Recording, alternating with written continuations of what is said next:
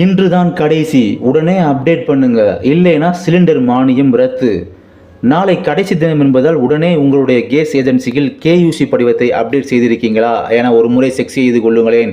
நாடு முழுவதும் வீட்டு உபயோக சிலிண்டர் இணைப்பு பெற்றுள்ள வாடிக்கையாளர்கள் குறித்த தகவல்களின் உண்மைத்தன்மையை அறிய எண்ணெய் நிறுவனங்கள் புதிய முறையை அறிமுகப்படுத்தியுள்ளன.